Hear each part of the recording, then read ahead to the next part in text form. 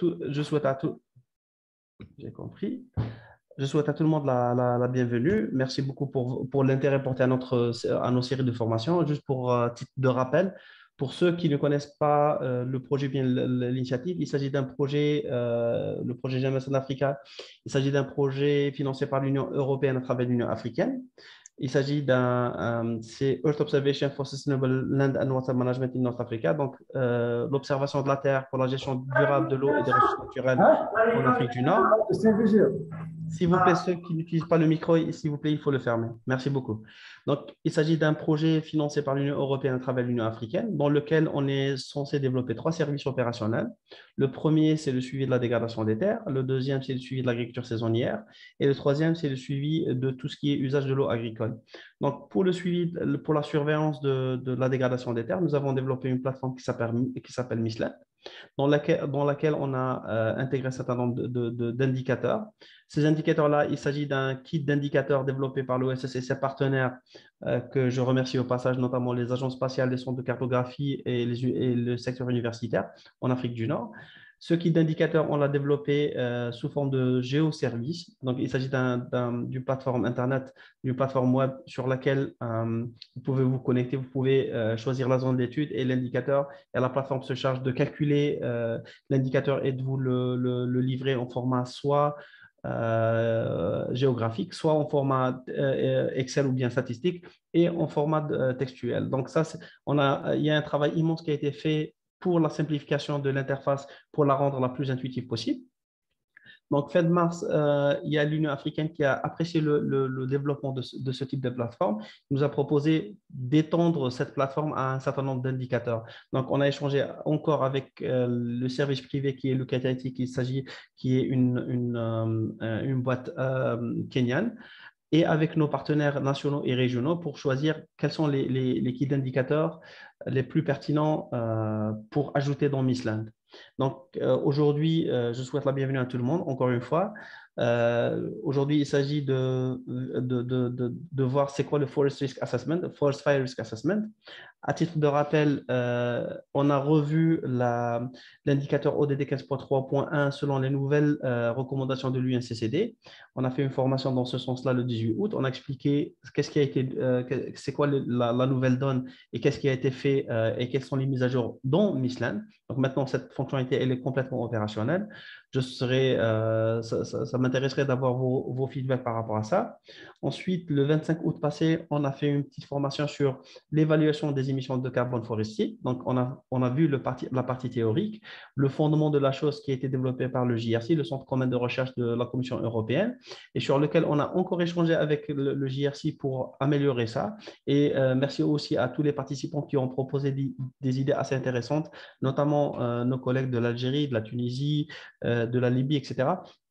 Donc, ça nous permet de raffiner ça, et je remercie encore le Centre commun de recherche de la Commission européenne parce qu'ils nous ont vraiment appuyé sur le développement scientifique et orienté en quelque sorte la prise de décision de telle sorte qu'on capitalise leur expérience par rapport à ce qui a été déjà fait. Donc aujourd'hui, c'est un petit peu la vulnérabilité des feux de forêt ou bien la vulnérabilité des forêts aux feux de forêt. Ensuite, normalement, le 29 septembre, on se donnera encore rendez-vous pour l'évaluation de tout ce qui est érosion côtière. Par la suite, normalement, le 13 octobre, Inch'Allah, on verra l'évaluation de la vulnérabilité des terres aux érosions hydriques et éoliennes.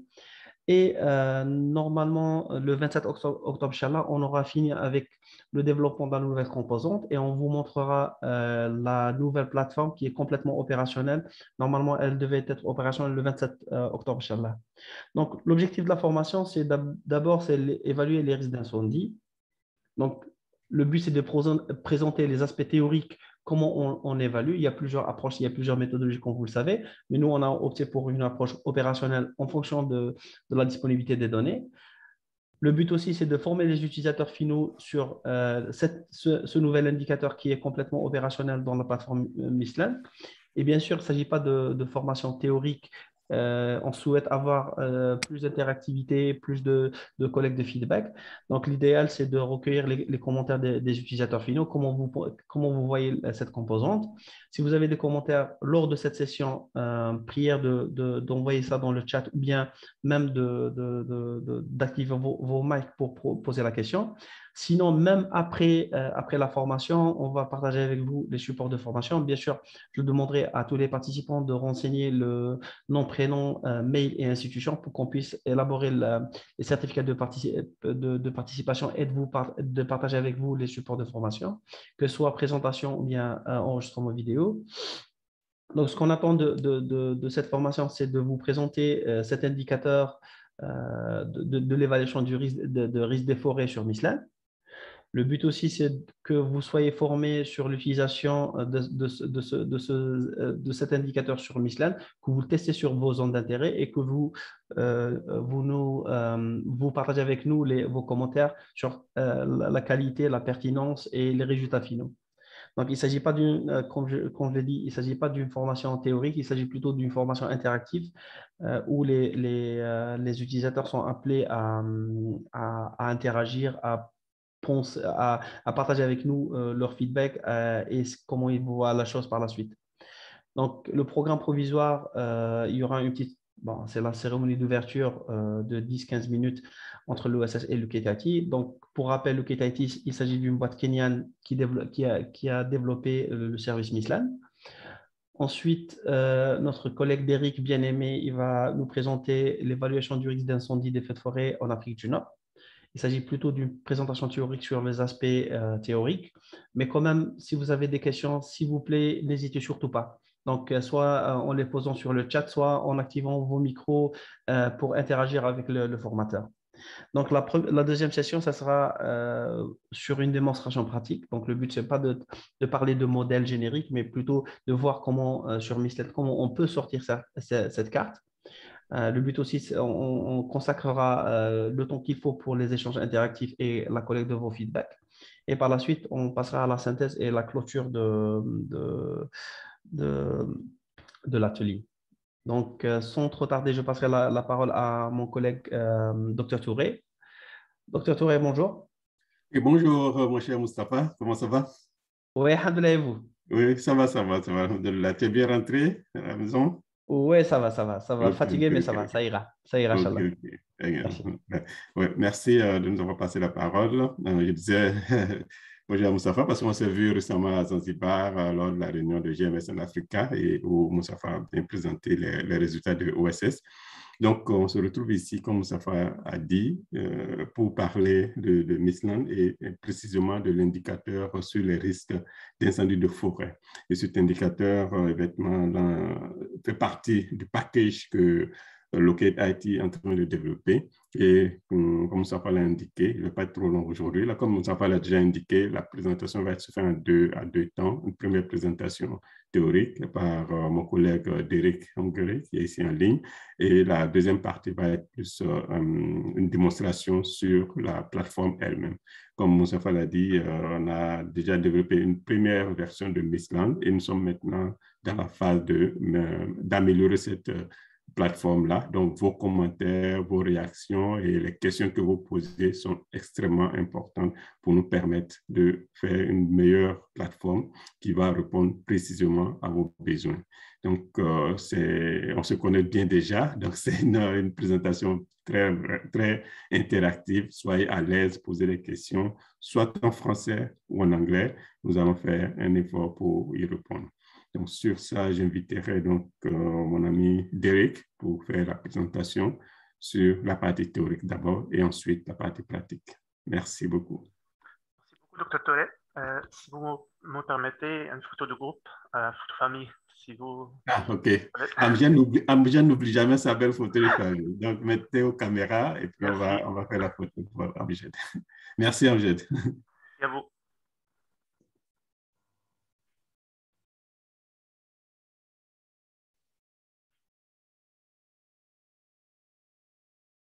Je dirais plutôt qu'on est en train de constituer un très beau groupe de travail. Ce n'est pas juste formateur formé.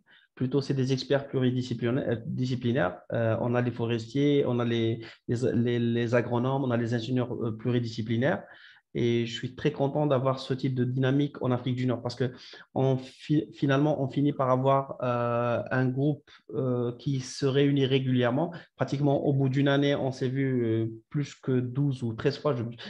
Je n'arrive plus à compter combien de fois on s'est vu sur Miss Land et combien de fois on est vu sur Miss Bar. Je pense que c'est une belle dynamique qu'il va falloir maintenir par la suite en espérant qu'il y aura une deuxième phase avec ce type de dynamique.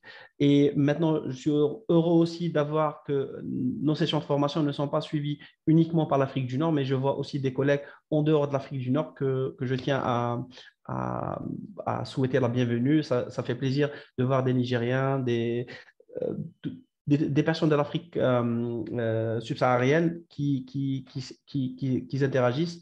Ça fait plaisir, vous êtes les bienvenus. Ça ne sera pas juste Miss Land Afrique du Nord, mais on a échangé même la dernière fois avec l'équipe de Lucat Haïti et avec d'autres collègues, pourquoi pas leur rendre Miss Land Afrique avec l'RCA Merdi, etc. On pensera par la suite pour une deuxième phase, pourquoi pas penser à un suivi, un service de suivi de la dégradation des terres, mais qui est opérationnel à l'échelle de l'Afrique et qui prend en considération le maximum de paysages, le maximum de spécificités du terrain. Donc, j'espère que nous sommes dans la bonne voie.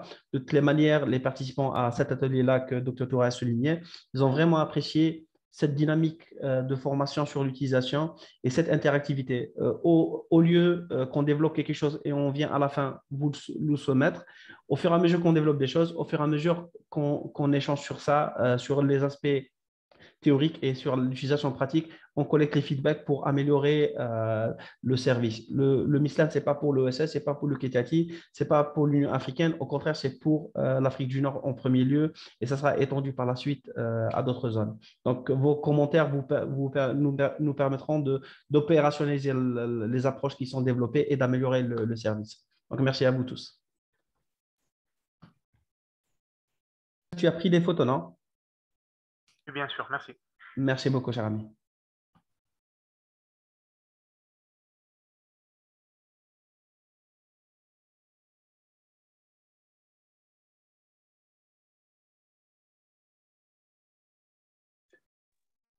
OK, quand tu es prêt, Amjad, laisse-nous savoir. Parce que Derek est en train d'attendre avec impatience. J'ai fini. OK. Levez la main, Derek. OK, good. Sorry, something's not right. Wait a minute, try setting up again. You can also try unplugging your device and plugging it back in.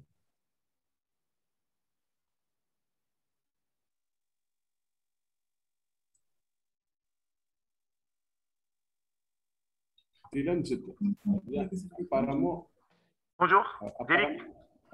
I finished. You can proceed.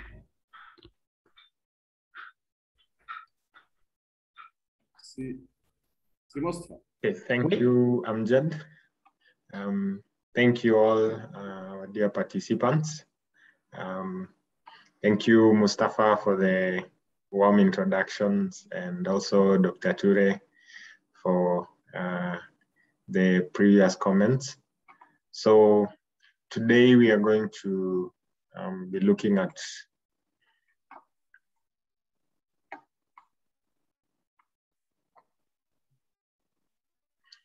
let me just share my screen.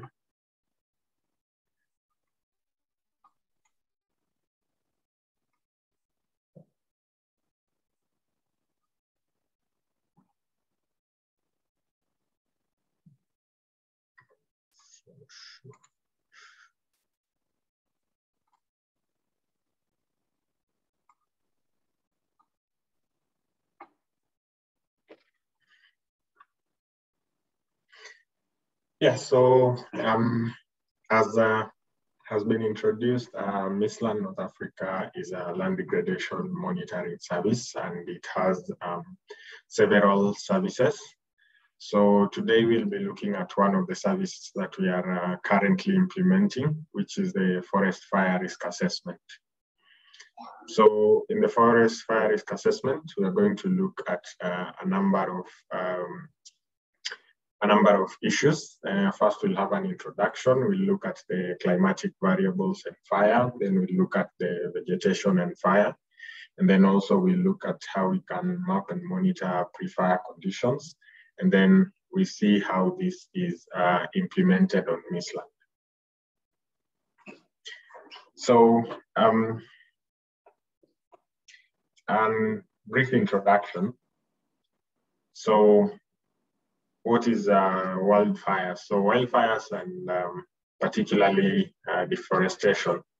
So in this section, you're going to look at how wildfires affect vegetation and also affect forest land. So we know that anything that can burn is fuel for fire. And during wildfire, all kinds of materials burn. That is from plant materials to, as well as shrubs, grasses, and trees, and even fallen plant materials that are on the ground. So this produce fuel, and it just needs the ignition so that the burning can occur.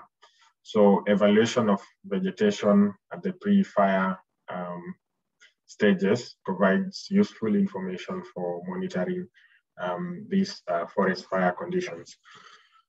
So there are several differences between the wildfires and particularly also forest fires. So fires do not really follow a specific boundary. And now that we know that any vegetation can burn, which includes both forests, shrublands, and grasses, we have different types of fires. So the first that we look at is the wildfires. And these wildfires, we're looking at where does it occur, when does it burn, how does it, or why does it burn, and how it burns. So for the wildfires particularly, these ones affect forest lands, shrublands, and also grasslands.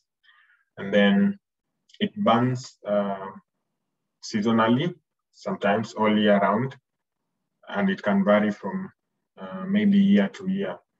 So I think what is the ignition conditions for these wildfires to occur? Some of them are human-induced, let's say prescribed burning. This is maybe to reduce the controlled fires, maybe to reduce the fuel load. And some of them are accidental, and some of them are due to arson. And also natural conditions can ignite wildfires, which might include lightning and other conditions. These fires mostly are from low intensity to extreme, and they can also spread very wide. So it's a mixture of where it actually burns. So if it's an expansive grassland, it can spread all throughout the grassland, or you can have it spread through forest land and grasslands and also the shrublands. So the next specific type of fire that we can look at is the forest fires, and these ones particularly affect forest areas. And for forest areas, you have the areas that are mostly the tree cover, depending on how maybe you define the tree cover percentage and also what is regarded as the forest land. So for the forest fire particularly, they burn in forests according to what is defined as forest, which may vary from country to country. And then some of these forest fires are actually seasonal, so it's not all year round, as opposed to the previously discussed wildfires. And then part of the ignition is due to human conditions. Sometimes it's when people are clearing forest or for livestock and crops, and some of them can be ignited naturally, but here I think the natural conditions don't play a bigger role as to other sources of ignition, especially the human-induced. And normally these forest fires, because of the canopy and crown cover, they are medium to very high intensity, and they can be very difficult to control. So in the next section, we're going to look at some of the climate variabilities and the occurrence of these wildfires. So there's a very complex connection between wildfires and climate, and that is very evident. So the climate conditions play a very big role in terms of ignition and even the spread of these fires. Remember, mostly we are looking at the moisture conditions of the vegetation, which is clearly dependent on climate. And then we are also looking at very high temperatures that lead to drying conditions of these fuel loads, and then also the vegetation seasons. So these are widely affected by climate, and this is why climate is a very important variable in terms of forest fire risk assessment and also looking at issues of forest fires. So there are numerous studies that have indicated that fire is the spatial extent, the frequencies, and even the durations. There's a very close association to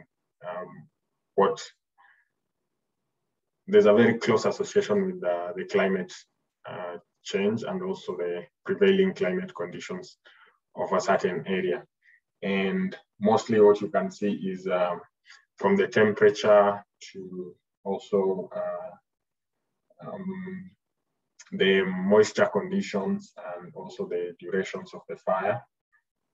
All of them are affected by the prevailing and even the long-term climate conditions. And what is alarming is that more recently we are seeing that there is an increase in forest fire, which has been attributed to the climate change. So next, we can also look at the vegetation factors that are considered for fire risk mapping. And on vegetation,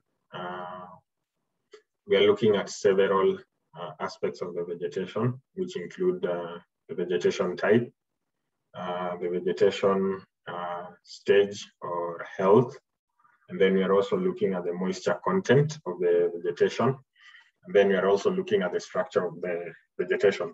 So particularly on the type and extent, you're looking at the type of vegetation which provides the fuel.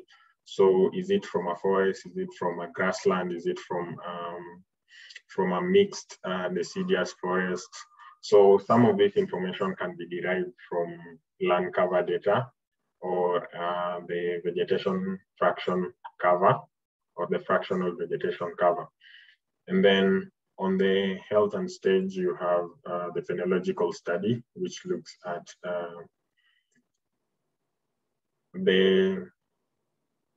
the stage of growth of the plants. So this means that at different stages of the growth of plants, you have a different amount of fuel load. And the vegetation health indices can help identify some of these patterns. This means that on the later stages of vegetation, especially for the wildfires and the bushfires, you have very dry or dying plants, which is an indicator of the health. So some of these vegetation anomalies could provide some information with regards to the amount of vegetation that is available to burn. And mostly it's the dry vegetation, and there are a number of vegetation indices that can be used to determine this fuel load, as we'll discuss later. And then the moisture content of the vegetation is also very important. So you know that drier vegetation will ignite and burn very easily. So we need ways of monitoring the moisture content of vegetation.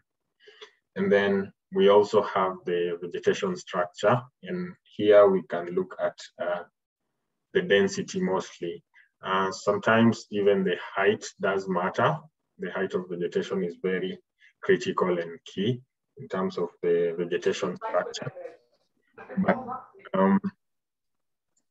because of the regional kind of study that you're doing, you can't get into the finer details of the vegetation structure and how maybe it affects emission and the spread of fire. So we're going to look at One second. Excuse me, s'il vous plaît, ceux qui n'utilisent pas le micro, s'il vous plaît, il faut le fermer. Excuse me, please, for those who are not using the mic, please mute your mics, please. Thank you. Okay, thank you, Mustafa. So we were saying that on this next session, we're going to look at how we can apply remote sensing in terms of monitoring some of these pre-fire conditions and even for the active fire conditions, so that we can know the possibility of ignition and even evidences of ignition, and also to monitor spread.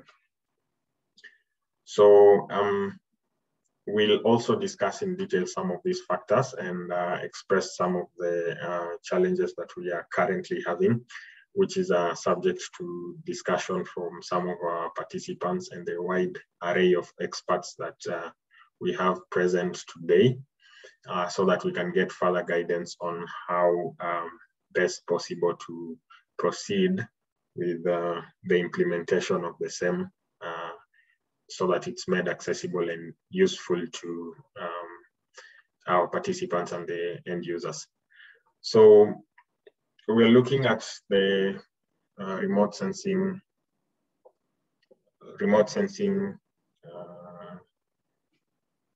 methodologies and even indicators that we can apply for mapping and monitoring these pre-fire conditions.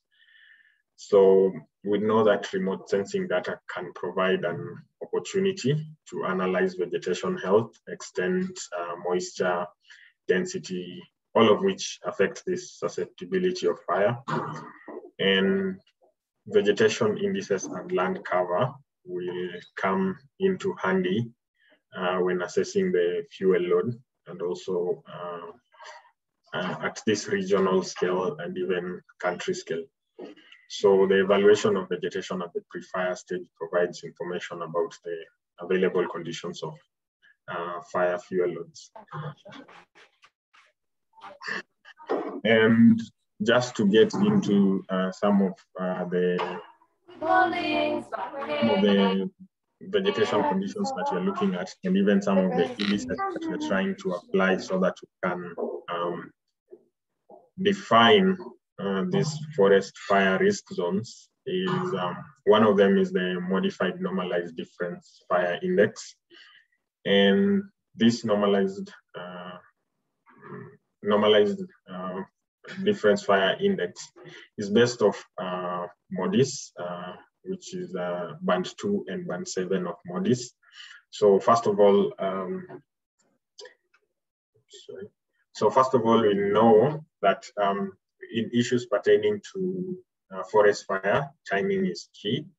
And with MODIS, you particularly have almost near real time, which is almost daily frequencies. And this can really help to assess the conditions in the near real time. Other sensors can be applied, but currently what is being implemented on Misland, we are trying to see how we can keep the data as current as possible. And we are trying to see whether we can base our analysis on MODIS. So the first vegetation indicator is the normalized difference fire index, which is based off the band 2 and band 7 of MODIS, which helps to identify the fire incidences. So band 2 is highly correlated with chlorophyll. This is the greenness of vegetation, while band 7 is sensitive to radiation and also reflective factors. So if you put those together, you have band 2, which is sensitive to the amount of chlorophyll in plants. And then you also have now band 7, which is sensitive to the brightness of the temperature. So what it means is when you have a reduction in chlorophyll and you have consequently an increase in temperature, so this gives the possibility of the occurrence of fire. So in areas where fire is occurring, you'll have that high correlation with the normalized difference fire index value. So this increases the fire danger or fire risk of a certain area. So most of the processing of these indices are being done on Google Earth Engine. And here is just a snippet of the example in Algeria. Sorry for not having the title there in the dates, but this is the last month of August. And you can see that because of I think the hot conditions that have been prevailing most recently, you have some few areas which are very close to vegetation that have this high fire normalized difference fire index. So the next index that you look at is the perpendicular moisture index, and the PMI directly measures the live fuel moisture content. So the lower perpendicular moisture index values imply a higher rate of fire spread, and also vice versa. And this is using mostly the MODIS band 5 and MODIS band 2. And that is the formula that is applied, as you can see on your screen. And forgot to mention that the vegetation moisture is one of the most important indicators for potential of the ignition and also the propagation.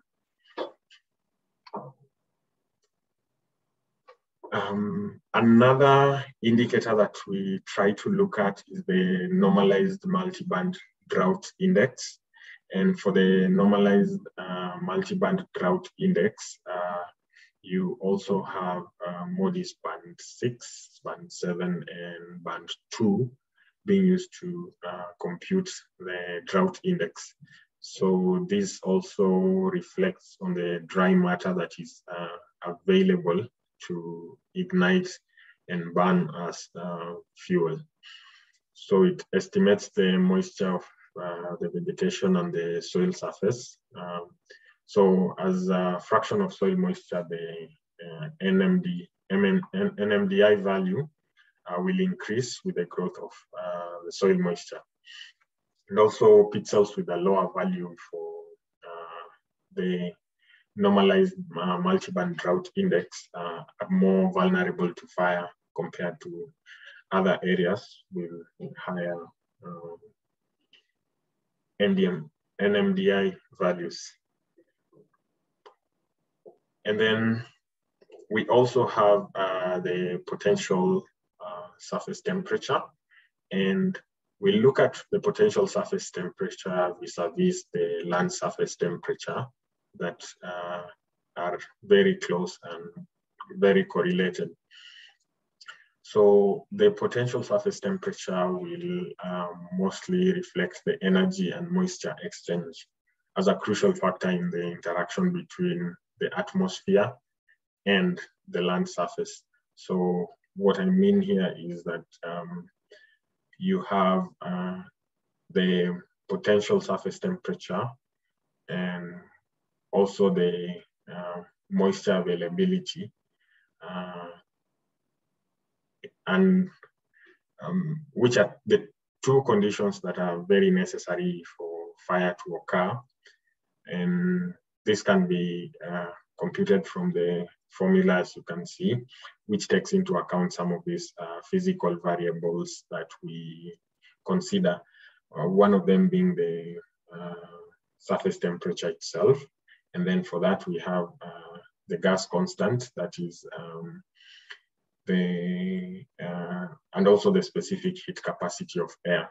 So this computes the energy part and the temperature with regards to the energy flow, and also the moisture content, because moisture at the end of it all is a derivative of, not really a derivative, but is a consequence of the prevailing temperatures. All this, the evaporation, evapotranspiration, all depend on the prevailing temperature conditions. So first of all, because I mentioned earlier that we have the potential surface temperature as a derivative of the land surface temperature, and also that considers elevation, as we are going to see earlier. So the land surface temperature will decrease with increase of elevation. But however, the spatial patterns in land surface temperature should also consider this change in elevation.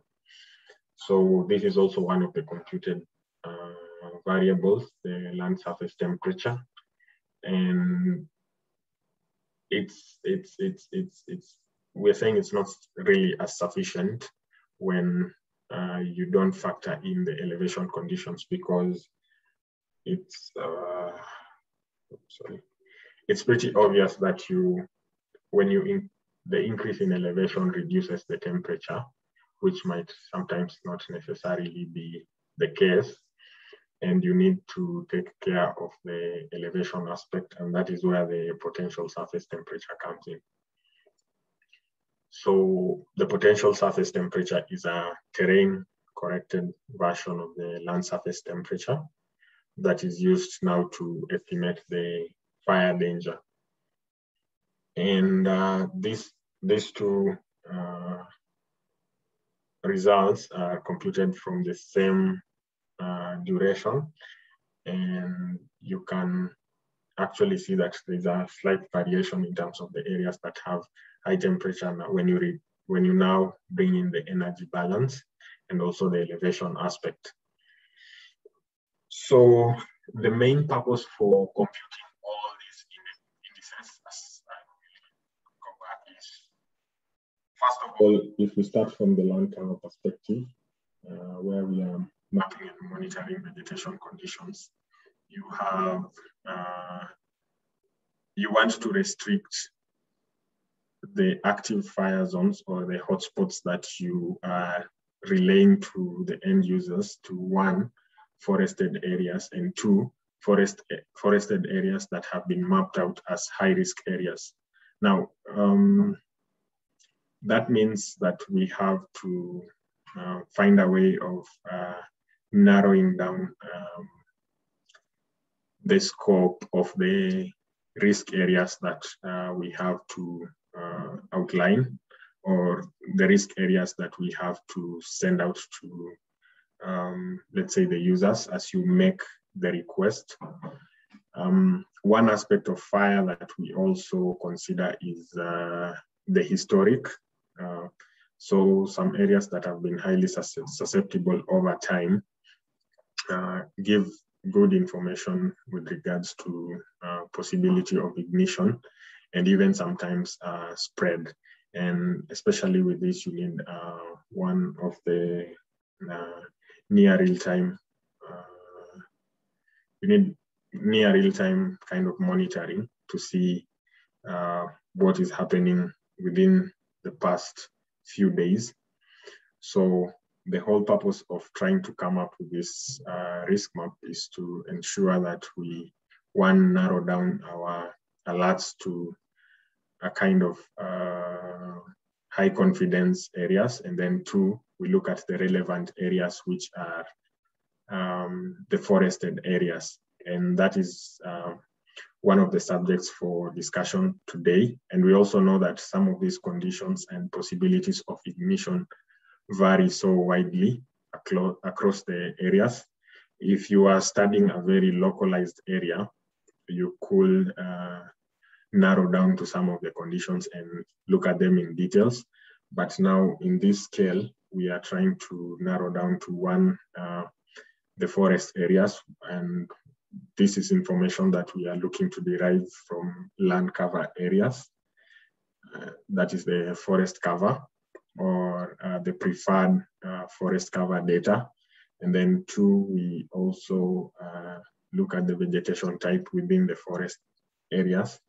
As I had explained earlier, we have the forest fires, we have the wildfires, and we also have other types of fire like agricultural fires and even peat fires. And these ones, so the conditions for fires can be sensed over a wide range of areas. And just to narrow it down and make it specific, that is why we need this kind of risk to be restrained to certain areas, which I will open to the discussion with some of our participants who are experts in this area. And then also how to see the way we can make the information as useful as possible.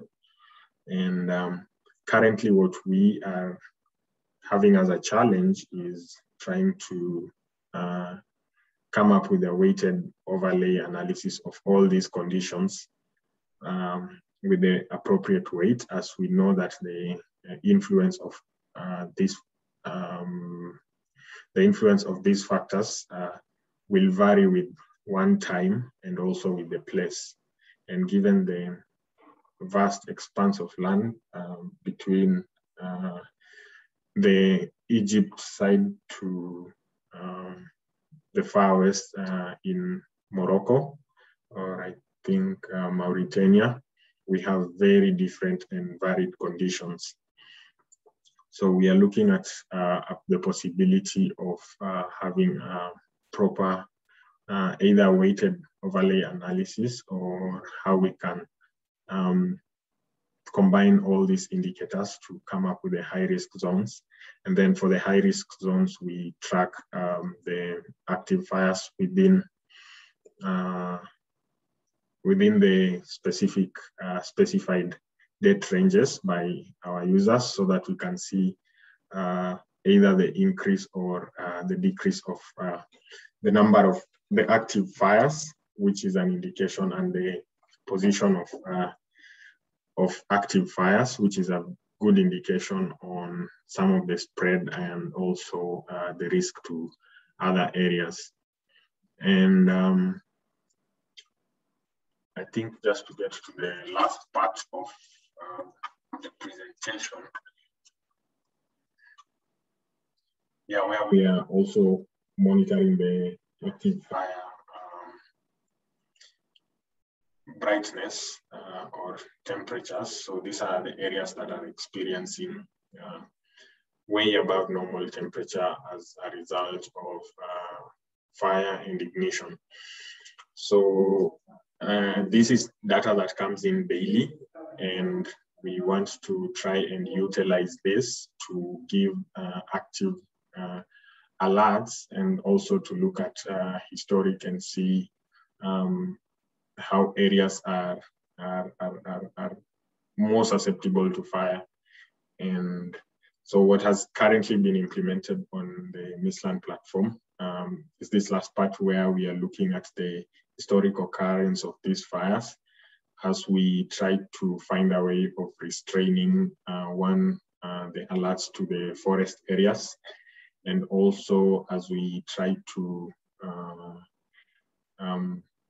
look at forest areas that are of the highest risk, so that we know if an ignition has occurred today, probably the most affected areas, and also the maybe direction and the extent of the spread in terms of risk. So I don't know if at this point there is any particular question. I will take any questions from our participants based on the information that I have provided. I know I might have said a lot of things. I don't know if there is any reaction from our participants today.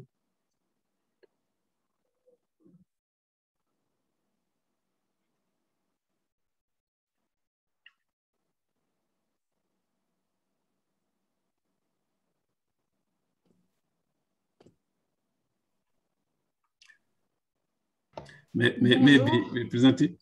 Sorry, go ahead. Ok, bonjour tout le monde. C'est Falida Mansouri, si vous permettez. Allez-y, oui. Bonjour Falida. Bonjour Mustapha, bonjour Dr Touré, bonjour Derrick, Oui, bonjour. Bonjour à tous les participants des différents pays.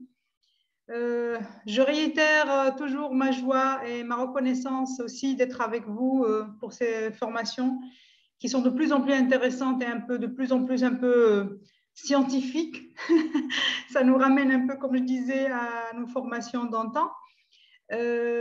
En fait, si tu te rappelles, Mustafa, on avait discuté un peu de ça et c'était un point que j'avais relevé qui était très intéressant pour nous pour peut-être prévoir les feux de forêt dans les différentes zones du Nord-Afrique. J'ai suivi avec beaucoup d'attention ce qu'Adiric a présenté, merci beaucoup. Et j'étais en train de réfléchir à un effet qui n'est pas en fait en relation directe avec la télédétection et qui était la proximité de la population. Est-ce qu'on pourrait peut-être prendre en considération cet aspect-là dans la proximité des villages ou des habitations à la zone forestière qu'on réitère comme étant à grand risque et voir la possibilité peut-être d'étudier cet aspect-là, en fait l'aspect anthropique et la proximité de la population de ces zones forestières à risque. Merci à vous. Merci beaucoup, Mme Farida. En fait, au contraire, c'est 100% pertinent et c'est ce type de commentaire qu'on souhaiterait avoir de la part des utilisateurs qui maîtrisent la thématique dans la zone Afrique du Nord, en même temps qu'ils sont connaisseurs sites télédétection. Merci beaucoup. En fait, moi, je reviens sur une expérience qui a été menée par l'Agence spatiale algérienne, ça fait une dizaine d'années, plus ou moins. Qu'est-ce qu'ils ont fait? Ils ont tracé l'historique des feux de forêt sur, je sais pas, je me souviens plus des détails, mais c'était sur une quinzaine d'années. Et finalement, la plupart, c'est-à-dire le départ des feux, généralement, il était très proche de la proximité d'une route ou d'une piste. Donc finalement, comme on dit toujours, généralement, la cause de feu, la cause du départ de feu, généralement, elle est humaine, généralement. Donc, finalement, on se dit, s'il n'y a pas d'accessibilité à ce stade-là, à ce point-là, il n'y aura pas un départ de feu. Donc, je suis entièrement d'accord. On verra comment on pourra l'intégrer par la suite. Parce que généralement, surtout, la spécificité des zones d'Afrique du Nord, c'est que si je prendrais un Draham, c'est une ville, pratiquement une ville ou bien une agglomération qui est en plein espace forestier. Pareil en Algérie, par exemple à Tizi Ouzou, à Béjaïa, etc.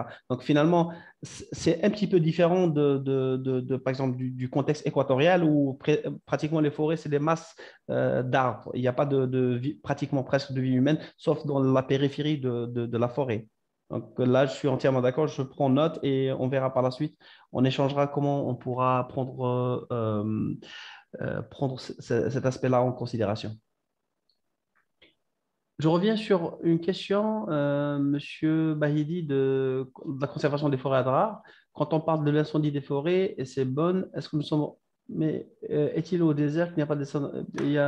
pour réduire le phénomène de désertification. Donc, la question, c'est que oui, je comprends parfaitement la région d'Adra, c'est une région désertique.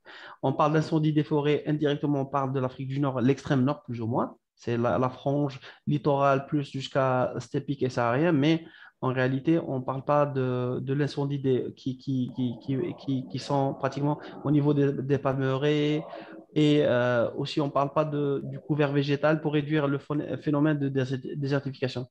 Oui, en fait, le feu de forêt, c'est juste un nom qui est un petit peu parfois, c'est un nom un petit peu trompeur. Pourquoi?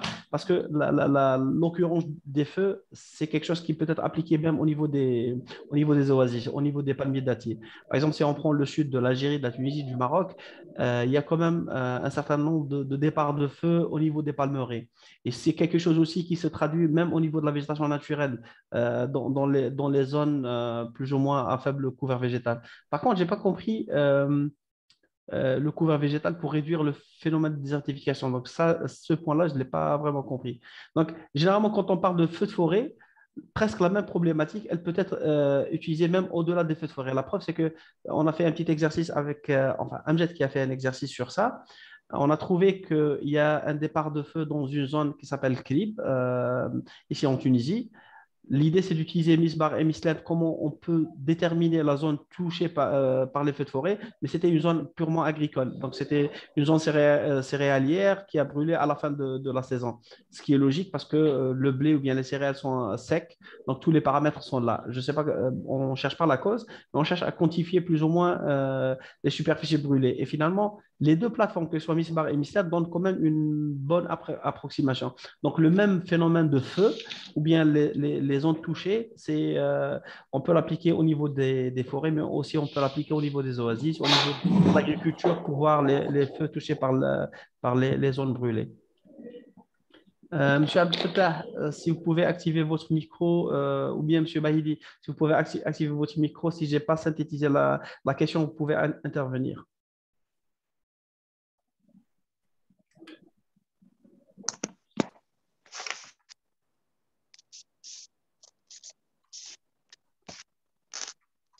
Monsieur Smaïl de la conservation des forêts de Bjaya, qui pose la question, ou bien le commentaire, à propos de la distance par rapport aux habitations, il existe un modèle qui prend ce facteur en considération et pour la distance par rapport aux habitations et pour la distance par rapport aux routes.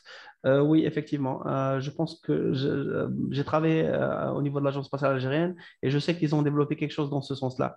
De toutes les manières, l'Agence spatiale algérienne est un partenaire clé dans le projet. On va essayer de les contacter pour voir comment on peut mitiger les deux modèles.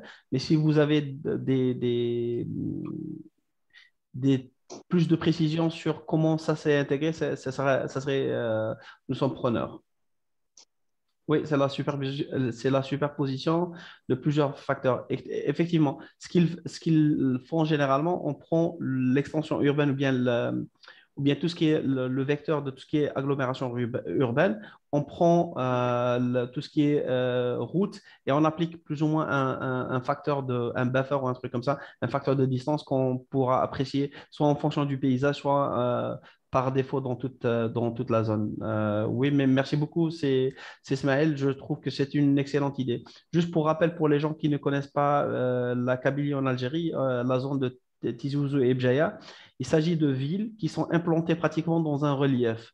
Donc, pratiquement, il y a la ville, ou bien le village, ou bien l'agglomération qui est entourée de forêts et qu'il y a quand même des pistes qui mènent jusqu'à ces routes-là. Donc, l'idée, c'est quoi? C'est que de dire, s'il y a un départ de feu, c'est à proximité à une distance plus ou moins, par exemple, on va dire 500 mètres des routes ou bien de l'agglomération elle-même. Donc, je trouve que c'est assez pertinent. Ouais. Donc, le modèle, il s'agit d'une équation mathématique qui fait une synthèse d'un certain nombre de facteurs de risque. On va essayer de l'examiner en plus davantage. Sorry, we have switched it in French. So the thing is that in Algeria, as well as in some other places in North Africa, in Tunisia, in Morocco, it's almost the same landscape. The forest, there are some habitations in the forest. And the forests are not completely like in Central Africa. There are so many small towns and villages. So according to previous studies, they try to understand the anthropic factors and the human impact in forest fires, and they figure out that more than 90%, 95%, I don't remember the exact rate of fires. They start from an area which is very near from the roads and from the tracks and from the urban areas, or let's say populated areas. So the thing is that what they did is that they added the cities or the urban areas or the agglomeration areas, as well as the roads, the network of roads and tracks as risk factor.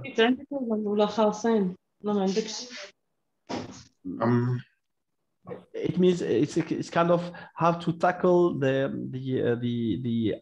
say the urban or the anthropic factors or the human activities. So I think that we can discuss these technical issues later on, because as far as I know, there's kind of model which has been already established by the Algerian Space Agency that we will contact later on to see how we can integrate it as an additional risk factor in this area. What do you think, Derek? Well, actually, this is something that I might have forgotten to mention. We have been working tirelessly around the clock, and it might have been missing on my presentation, but what is being mentioned right now is a very important consideration in terms of possibility of ignition, and the proximity to urban areas and even roads is one of the factors that we are trying to consider. I think in our original proposal and discussions, it was one of the factors that was being measured. And also there is a very interesting point that is coming across depending on the historic occurrence of the fire. I've seen several studies that have done this kind of linear regression going backward 10, 15 years, and then coming up with the hotspots. And one of the things that we are actually trying to do is with the active fires, if you look at previous areas that are prone to fires.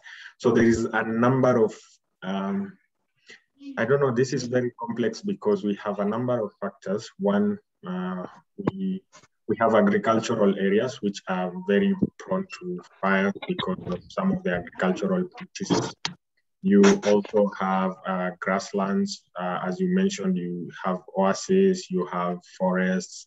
So trying to keep this separate, and also this present very unique ecosystem for which overlaying this factor requires you to, one, have an understanding of the influence of the factors and also the season or time.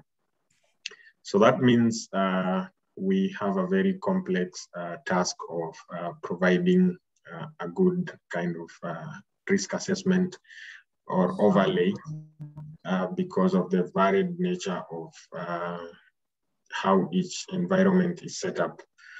But one of the factors that come out or cut across is that human influence, being the urban areas. And now that you mention, if you look at the Northern African side where we have forest areas, we also have, they are in close proximity to,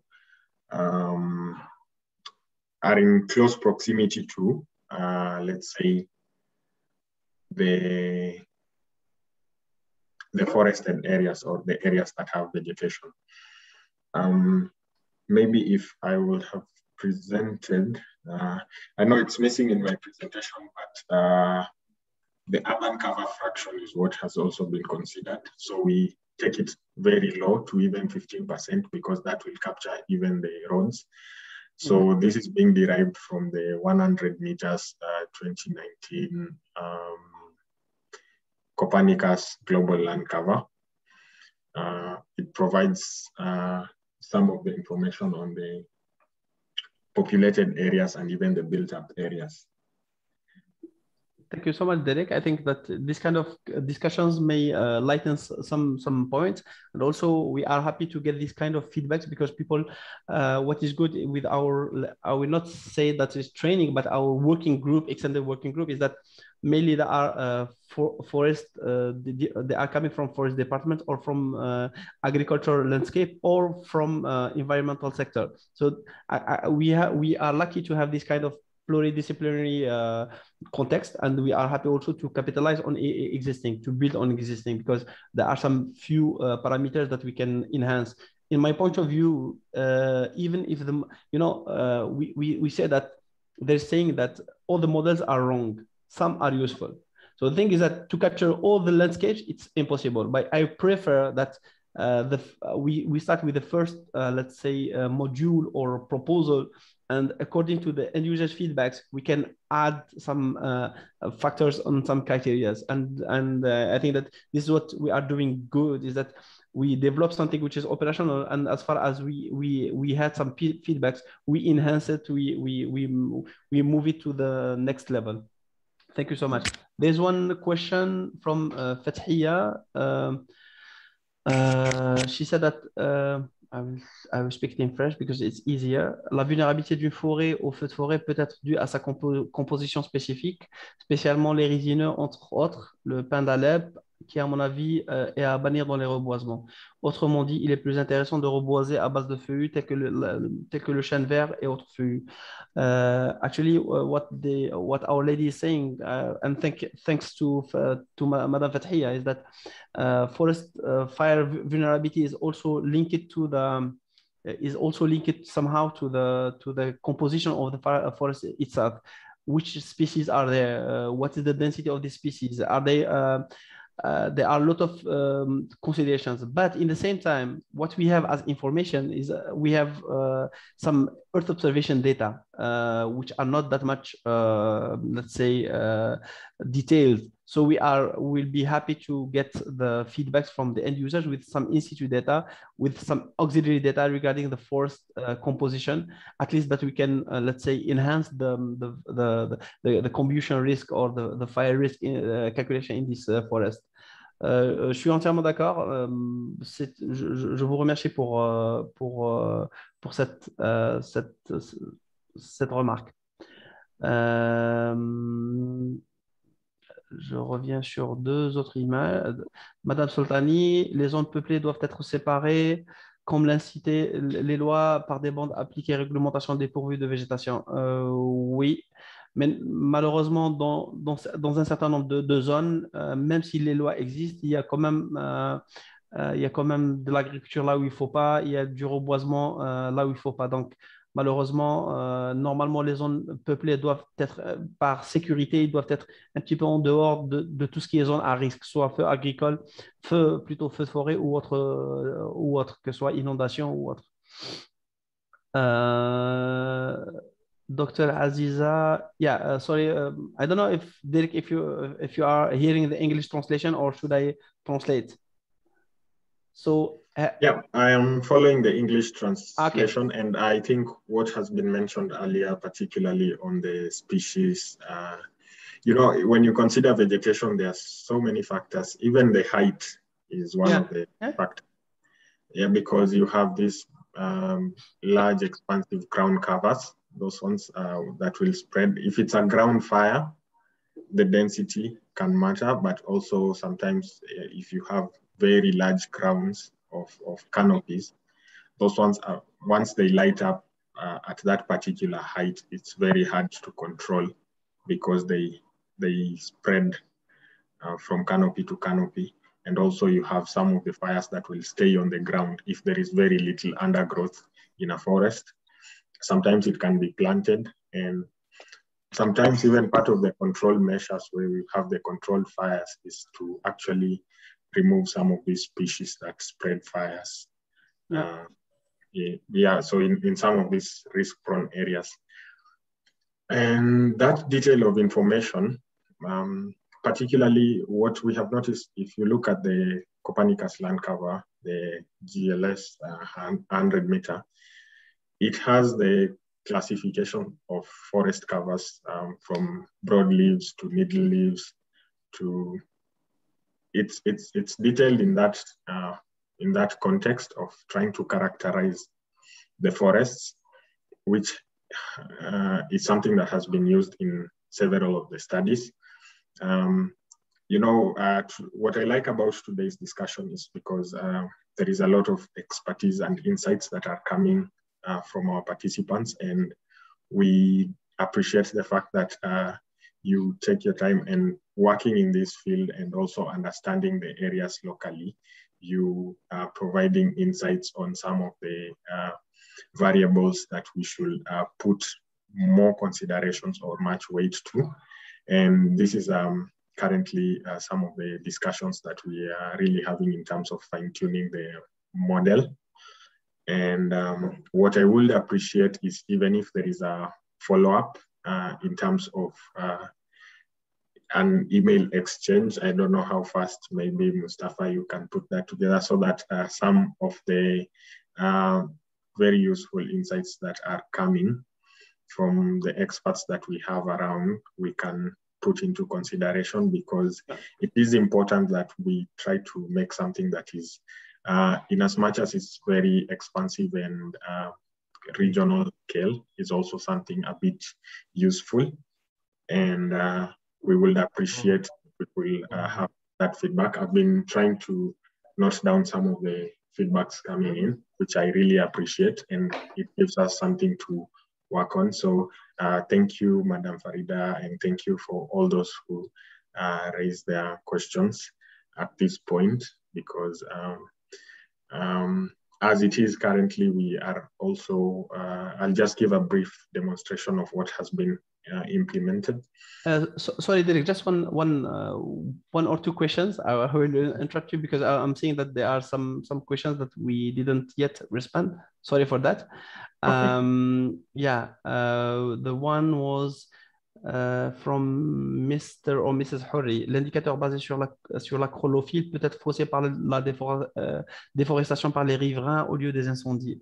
Yes, actually, he's saying that the deforestation indicator may be biased, because sometimes it's not only fire, because sometimes also it's kind of other actions made by people there and some other forest degradation. Yes, I totally agree. But for now, what we are having at our disposal is only the forest cover extracted from land cover dataset, as well as Earth observation datasets. What I suggest is that we try to test the as Derek said, we try to test the implementation of the results. Once we get the output, we can also get our feedbacks regarding adding some more considerations which are more specific to any kind of context. Là, il y a Dr. Aziz Gharam, Aziza. Merci pour votre présentation. Ma question est, est-ce qu'on peut avoir une alerte précoce du phénomène d'incendie de forêt? Je veux bien aussi préciser que nous, les universitaires, et précisément le département de géographie de la faculté des sciences humaines et sociales, on travaille beaucoup sur le sujet et on peut participer pour l'amélioration de vos bases de données, surtout qu'on utilise la télédétection et le SIC comme approche de travail. Docteur Aziz, vous êtes de quelle institution, s'il vous plaît? Vous pouvez activer le mic. Actually, the question of Dr. Aziza is that they are working on the forecast. Oui, bonjour. Oui, madame, allez-y. Oui, je suis universitaire de la faculté des sciences humaines et sociales de Tunis, de l'université de Tunis, département de géographie. Je suis géomorphologue et je travaille avec le SIG, la détection, tous les outils de géomatique pour tout ce qui est les études de risque.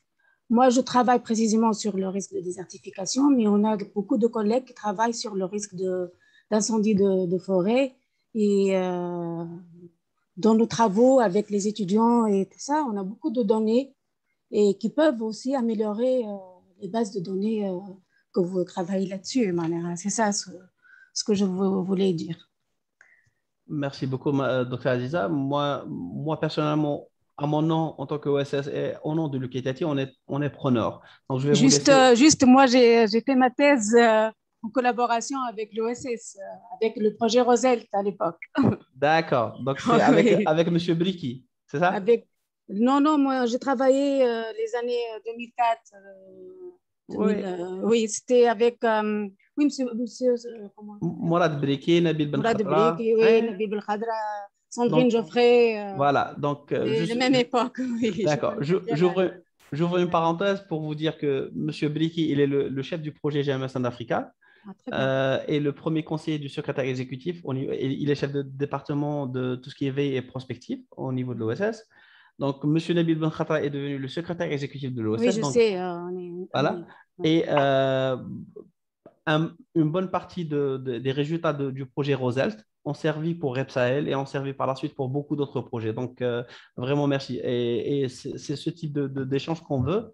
Oui. Moi, de mon côté, au nom de l'OSS et au nom de l'UKTIT, nous sommes preneurs à tout type de collaboration. Je vous laisserai mon mail. Oui, je vous contacte et on essaie de voir. C'est avec plaisir. Au contraire, parce que, en fait, l'appétit vient en mangeant. Donc, aussitôt qu'on développe quelque chose, on se rend compte qu'il est possible de l'améliorer. Et on ne peut pas l'améliorer nous seuls, ni nous, ni le KTIT tout seul. On est une équipe de chercheurs, utilisateurs et experts dans la matière, que ce soit experts thématiques ou bien télétechniques, environnementales, etc. Donc, toutes ces personnes-là vont collaborer pour améliorer le service. Je suis très content pour ça. Nous sommes très preneurs. Oui, on est là pour ça, pour travailler la recherche, en fin de compte, et pour améliorer la recherche. Alors, c'est avec plaisir et je vous contacte pour ça. Il n'y a pas de problème. Merci beaucoup, madame. Merci. Je reviens à la dame de la réserve de la chasse de Zeralda en Algérie. Juste une remarque, il faut prendre en considération la présence des espèces dites pyrophytes existantes dans un peuplement ou formation. Le prendre comme indice de végétation. Je serais ravi d'échanger avec vous parce que pratiquement ce type d'information n'est pas vraiment disponible au niveau on l'a pas au niveau des images satellitaires. Donc, si vous avez d'autres moyens, comment l'extraire ou bien d'autres informations, comment le générer, ça sera avec plaisir.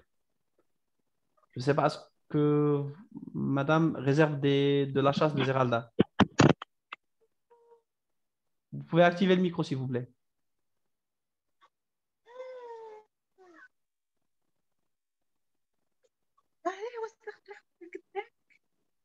D'accord. Donc,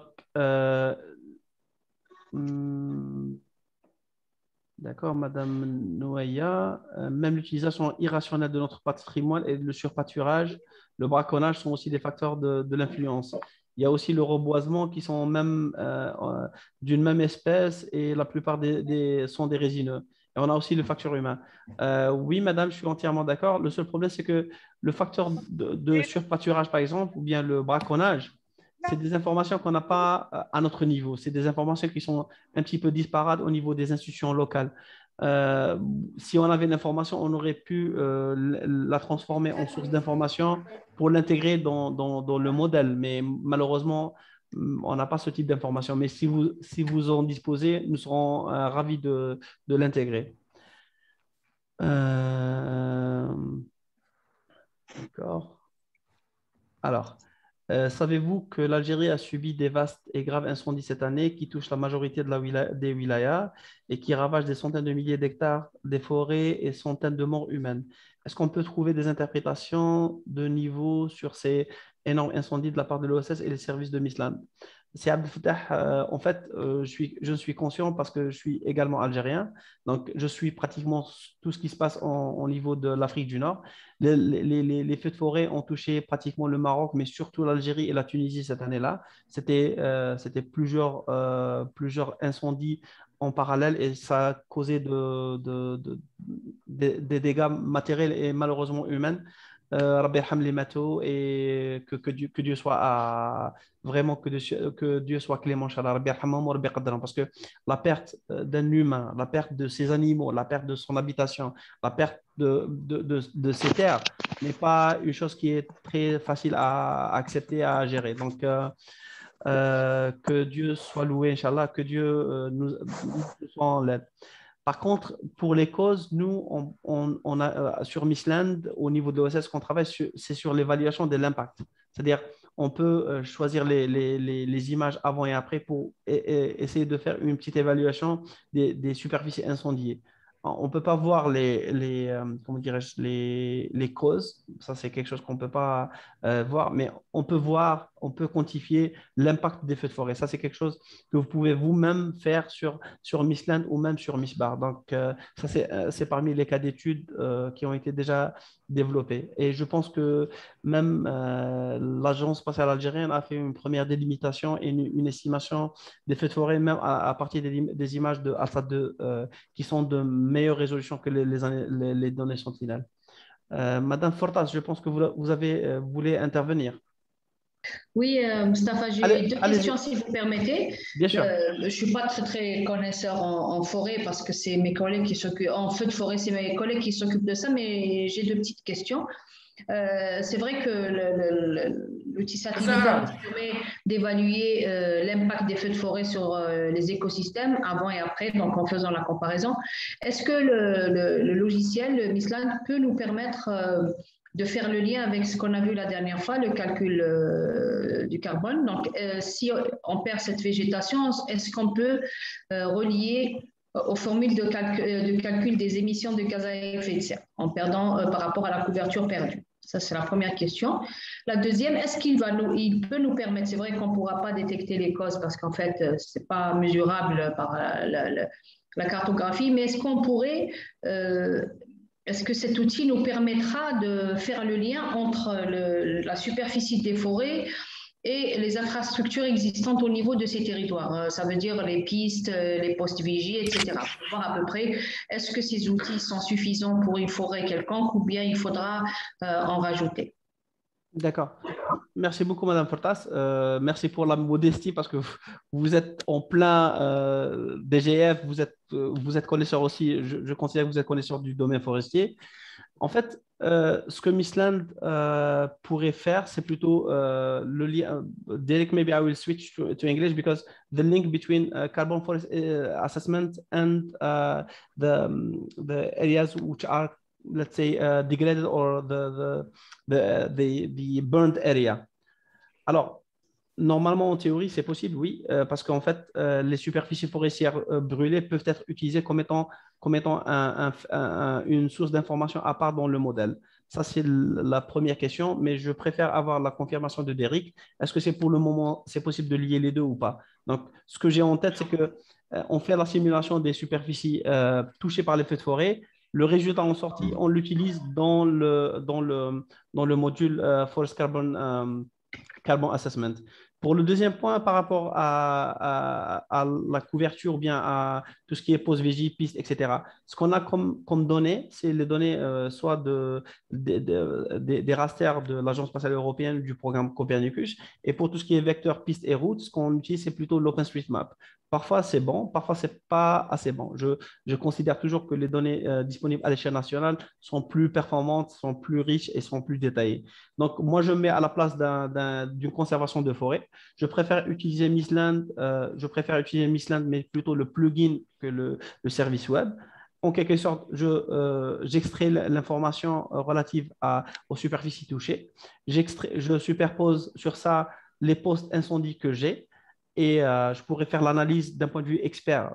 Il ne sortira pas une information exacte, mais je pense que ce type d'analyse, il vaut mieux le faire par des forestiers qui maîtrisent le terrain plutôt que par un logiciel. Indirectement, le logiciel, il va vous fournir toutes les couches d'informations et les modules de calcul, que ce soit le carbone, les superficies brûlées ou bien le risque d'incendie. Mais pour pouvoir faire l'analyse, là, je pense que c'est plutôt… Mustapha, je ne parle pas de l'analyse, je parle de l'information. S'il me donne le maximum d'informations, ça veut dire les forestiers spécialistes ou bien des spécialistes en cartographie pourront faire la lecture de ces analyses. Et ça va nous permettre d'apporter des corrections au niveau du terrain. D'accord. Pour rajouter des postes vigies, des points d'eau, des pistes, des TPF, parce qu'en réalité, surtout dans les zones montagneuses comme Béjaïa et Tizi Ouzou, en fait, quand les sorties ont démontré que peut-être il y avait un manque de pistes ou bien un manque de points d'eau, ou bien peut-être avant on avait moins de feux, donc les points d'eau suffisaient, mais maintenant peut-être on est dans l'obligation de rajouter d'autres points d'eau, sachant que la sécheresse aussi et le manque de pluie a marqué son impact négatif sur les régions. Oui, effectivement. Merci beaucoup pour ces clarifications. Effectivement, Misland vous permet de calculer un certain nombre d'indicateurs qui permettent une meilleure, plus ou moins, on va dire, une meilleure prise de décision, bien un petit appui à la prise de décision. Mais je pense aussi qu'il est opportun d'utiliser soit les base layers de Sentinel-2 qui sont sur Misland, ou bien d'utiliser Misbar carrément parce qu'il vous propose d'avoir des images satellitaires de type Sentinel-2 à 10 mètres, mais plus récentes, en quelque sorte, la semaine passée ou la semaine d'avant. Donc, vous aurez l'image qui était avant le feu, l'image après le feu, dans un cycle. Vous pouvez superposer toutes vos couches d'informations et vous pouvez interpréter et analyser. Je suis entièrement d'accord. Merci beaucoup pour cette intervention, madame. Merci.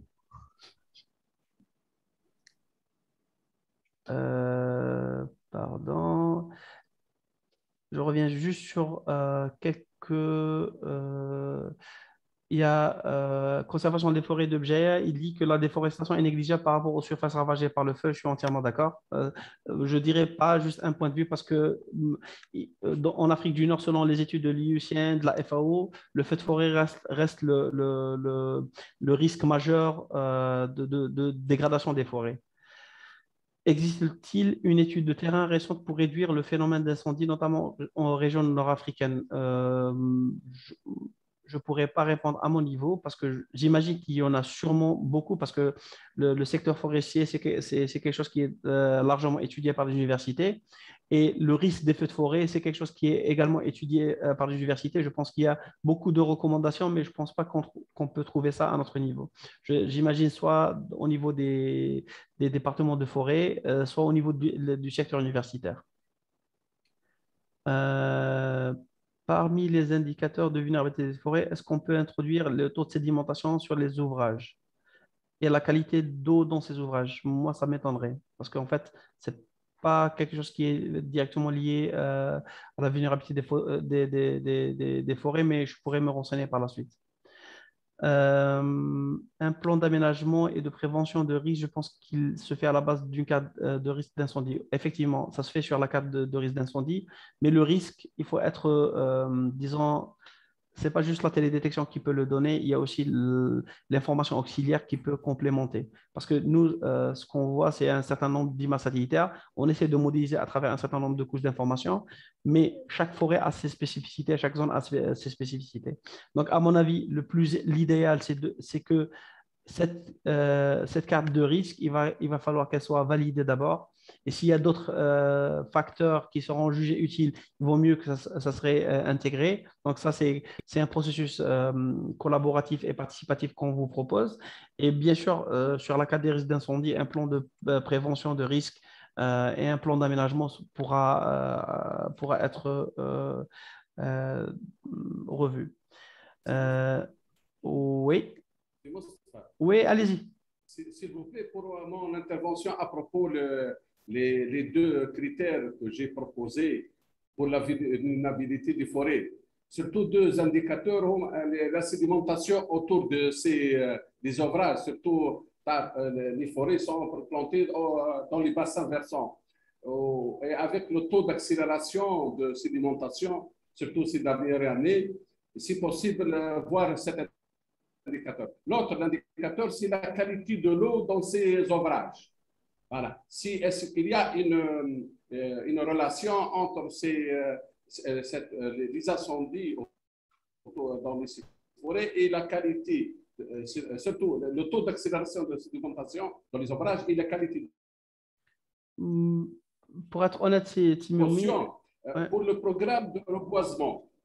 Le programme de reboisement, à mon avis, il faut revoir la nature du plan et les plantations des arbustes. Et à mon avis, on évite surtout, déjà proposé par un intervenant, on évite surtout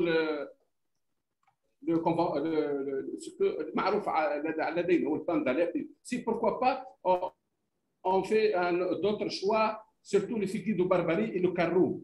Surtout, ces zones sont plantées autour des habitants et pourquoi pas pour mieux garder la forêt, et on peut exploiter ces cultures pour les habitants qui sont autour de ces forêts. Et merci. Merci beaucoup, c'est Amara. Je reviens sur le premier indicateur qui est le taux de sédimentation et la qualité des eaux.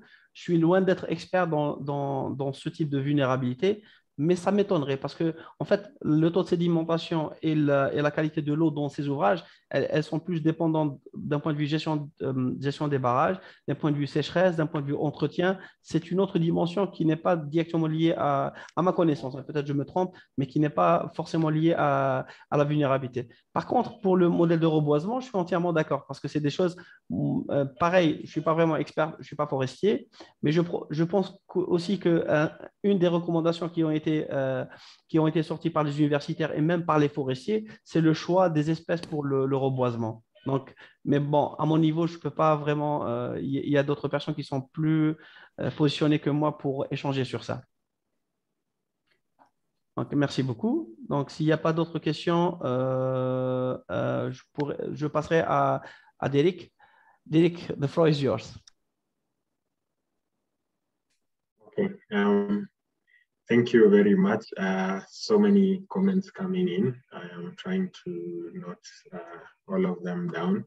I appreciate Dr. Aziza, all the comments that were coming in.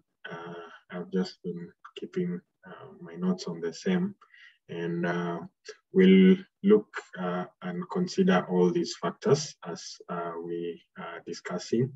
And I even hope through OSS by extension, we'll have even the contacts of some of the experts that are within us today in this area, so that we can create a useful service. In terms of the integration, I had the indicators that are listed under the forest change tab on the Misland platform include the forest loss, the forest carbon emission, the fire risk assessment, and also the forest fire assessment. This is post-fire. So on the carbon emissions, this will be reflective in case there is a forest loss, and this is computed annually, actually, for the carbon emissions.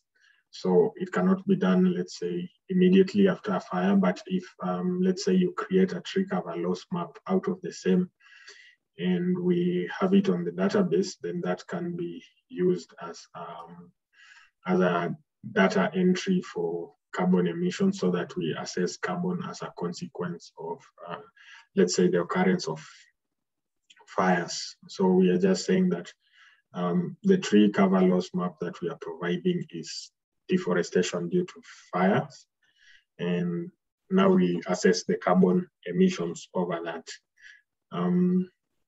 It could be really, it's something that can be done, maybe not in the short term, but something that is worth to consider and think about. Also, we have the forest loss, but also based on the Hansen high resolution cover maps, that is also annually. There was a question where someone asked about deforestation being a cause of the fire, and also grazing and cultivation. I really think that it's also worth considering. You know, you have both the urban and agricultural areas in close proximity. I just noticed one area in Algeria that is forested and surrounded by population, which is the Ain Delfa. I think it's Ain Delfa, where you have agricultural as well as urban populations. So we are trying to see from if it's an overlay analysis. I think what I'm picking from this discussion today is, one, you have the historical regression so that you can predict the future by studying the occurrence of all these fires.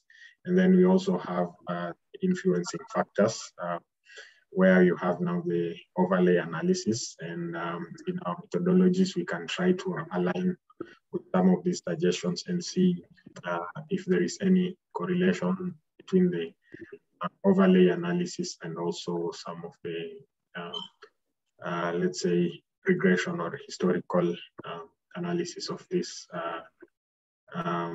fires. It will be very interesting to understand maybe what is being done in Algeria, as previously mentioned.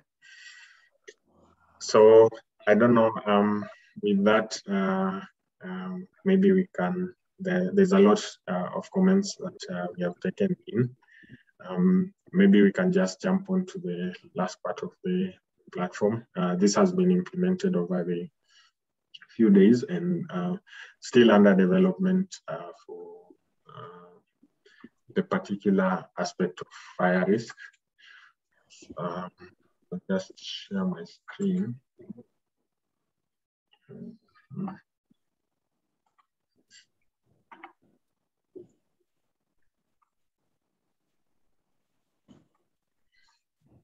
So on the Misland platform under the forest change, you have the several tabs there, from the forest loss, from the forest carbon emissions, and then also on the forest fires, which you're tackling today, the forest fire assessment, where you have the pre-fire dates, post-fire dates, and the sensor, which is based on Landsat and Sentinel-2. Once you have drawn your area of interest, but today I want us to cut this particular aspect of the fire risk. And for this fire risk, we actually take an input of 2 dates. So I'm just going to maybe compute. Derek, if I may interrupt you, please. Yes. Yeah, thank you. So just for highlighting something, the first version of Misland is fully operational at OSS data center. And then when we decide, it was almost 4 or 5 indicators. And then when we decide to add more indicators, our developers informed us that it was impossible, almost impossible to switch in the same way. So what they did, they tried to change the whole let's say the appearance of the interface in such a way that it will be quite straightforward. They tried to regroup all the indicators related to forest in one tab, all the indicators related to SDG 15.3.1 in another tab, etc. So this is the new appearance of Misland, let's say V2. And as long as we move towards further development, we add new indicators. So this is what is displayed now. It's the oldest version, which is already at OSS data center, which includes the SDG, the vegetation loss and gain, the forest change, forest fire, etc. We were not able to add additional indicators in the same way. So they developed a new interface, which is a kind of temporary interface that we can share with you. Derek will share it with you after a while, that people, they try, as long as we finalize an indicator, we do the training on this indicator. And then once we finalize each and everything, we will migrate the new version into OSS data center. So for now, you will have two versions, the one which is stable, which only hosts 5 indicators, and the one which is under development that Derek will share later on. Yeah. Thank you, Derek. Oh, thank you, Mustafa. I was forgetting that, and I think it's also important to mention. So,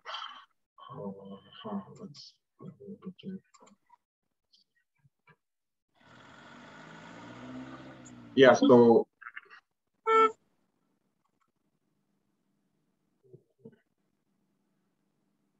yeah, as Mustafa has explained, on this second development, we had a number of indicators we need to add, and also we know that land degradation is a very complex process, and it is multi aspects and a lot of facets.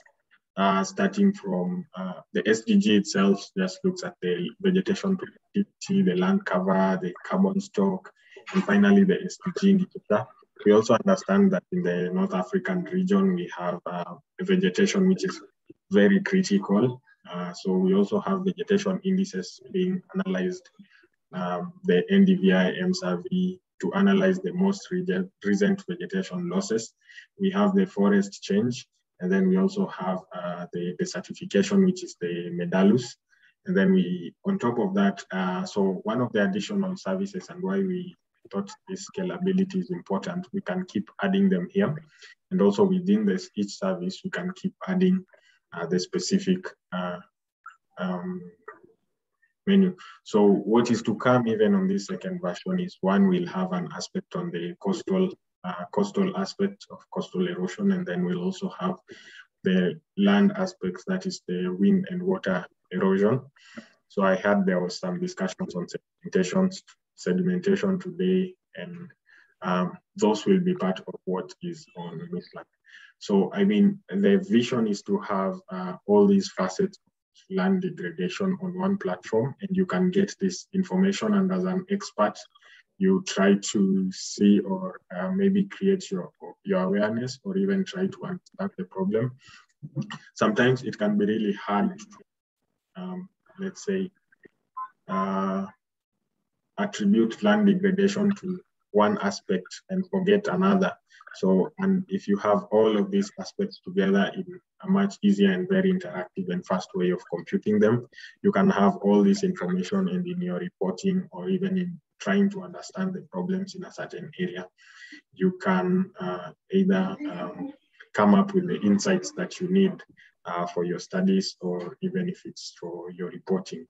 So that's why, for purposes of stability, we were trying to rebuild the interface to accommodate all other future developments on the platform itself that can be integrated. So this is the new platform. It still has the full functionalities of the old platform. Starting from the homepage, things might not be where they need to be in place, but if I may just go through it, we have the SDG indicator, vegetation loss, the MSAV, the coastal erosion, the forest change that are yet to come. We'll have some aspect on the trainings and some of the videos that have been uploaded.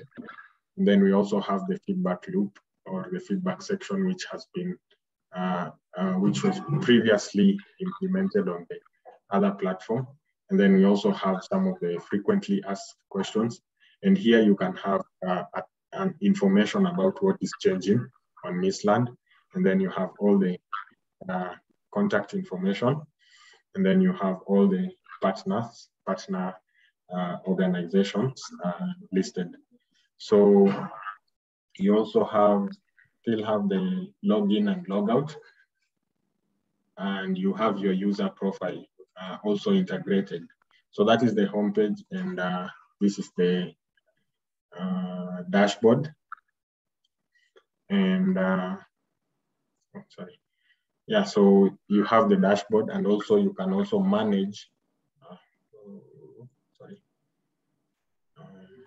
for instance, I can look at my profile. Here you can update your custom regions where you have your custom shape files, and you have them listed here.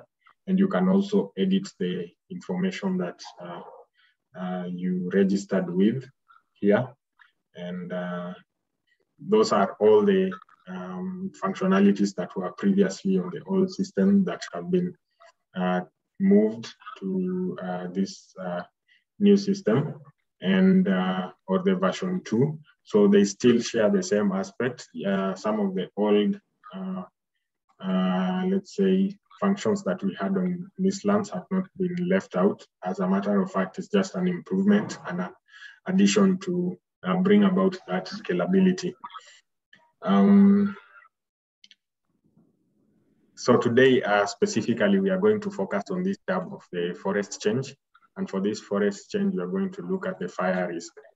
So particularly, like I have told you, what we have implemented, we are trying to do the historic first, and we are filtering it to the areas that we have narrowed down as risk areas, which is coming from the risk map. So what you are just required to input perhaps is the dates, and I will look at the past 1 week, which is from the 8th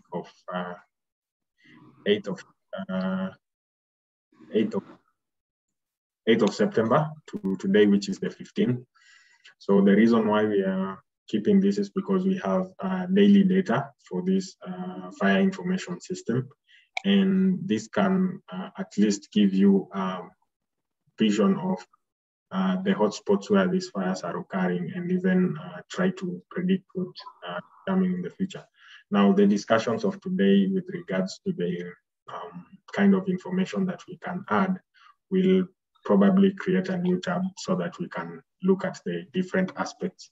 Either if we keep them separately, you'll have a different kind of selection for this. But as of now, what has been implemented is this. And once I send the submission, because it's a task, it's a very complex task, that it will just send me a notification on my mail, which if I check, will open a new link for me. So I think I've just opened one of the links here. So this is the kind of information that it returns from that link. So looking at the past 1 week, what we have here is you have the specific dates and the number of alerts that have been returned. So on one particular day, you have the fire risk. These are the hotspots and alerts that have been counted.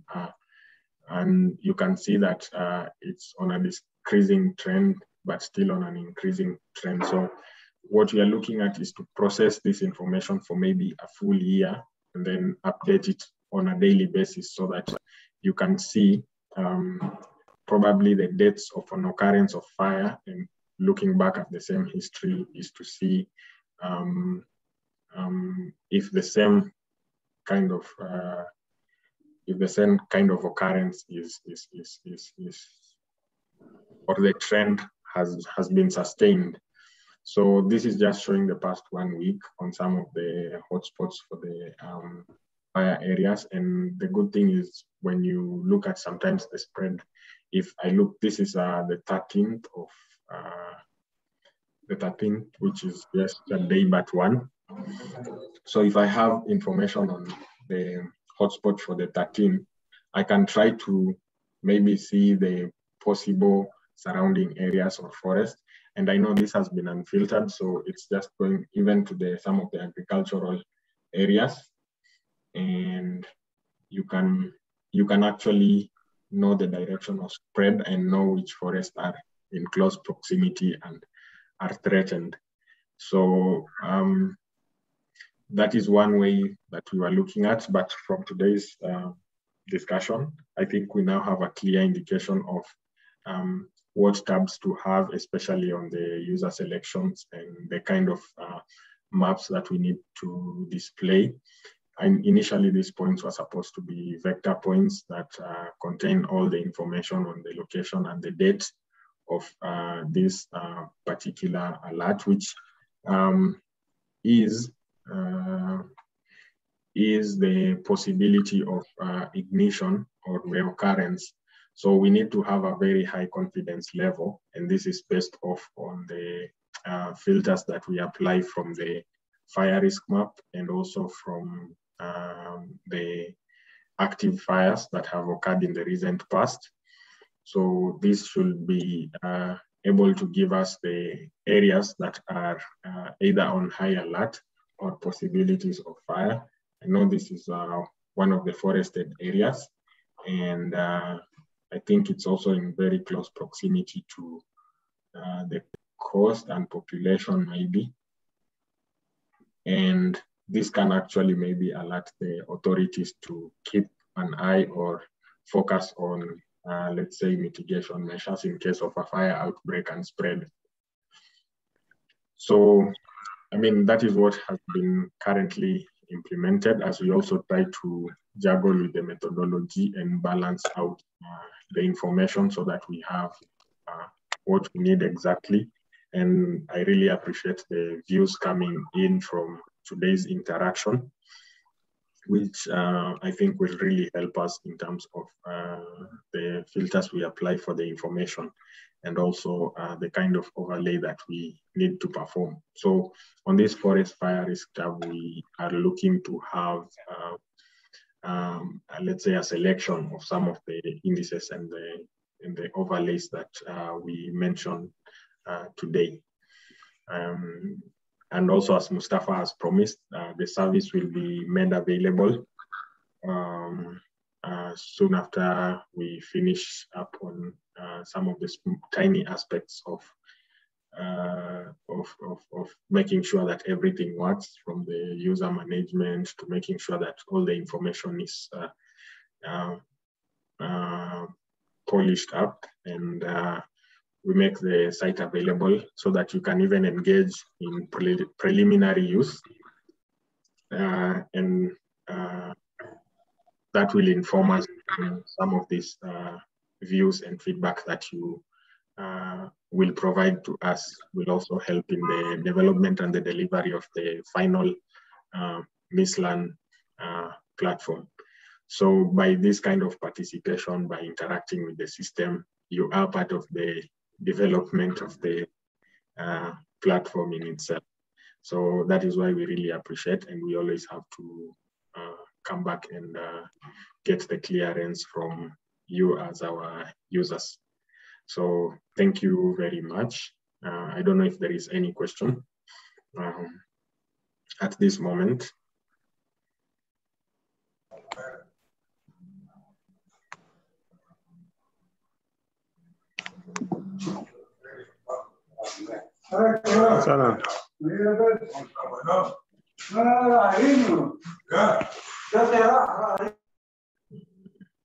Yes.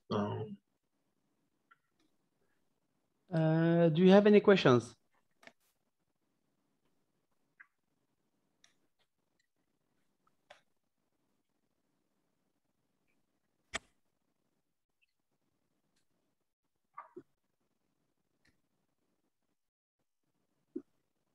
Peut-être que... Allô, Moussafa? Oui, allez-y.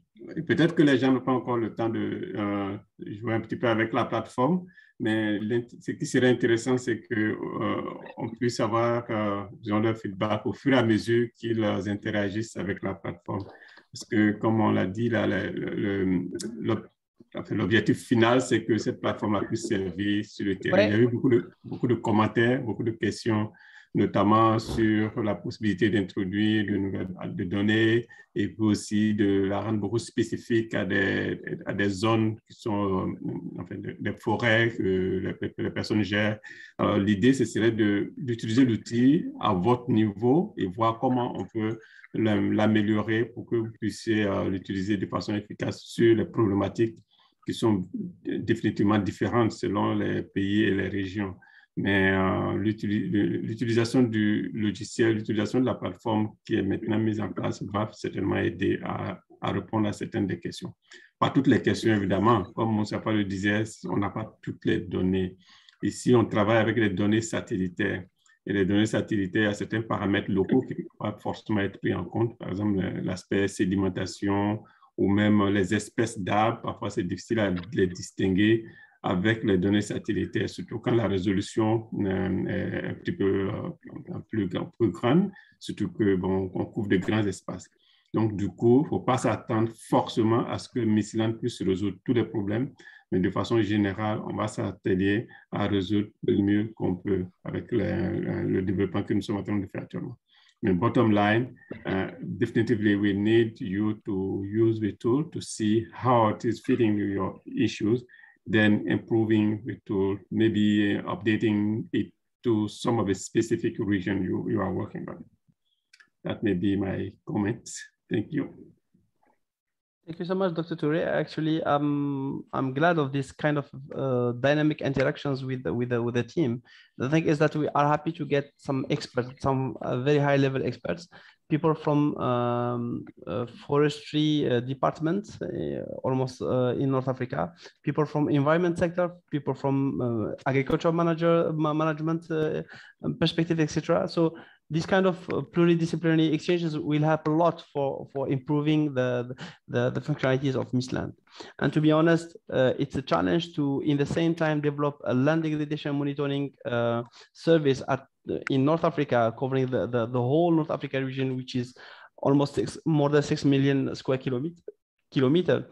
And in the same time, tackle the high resolution data sets, which are 30 to 10 meters per cell resolution. So it's a real challenge, and I think that we did it well. So from our side, the model will be the video recording, the presentation, as well all the technical materials will be shared with you, along with the oldest link and the newest link.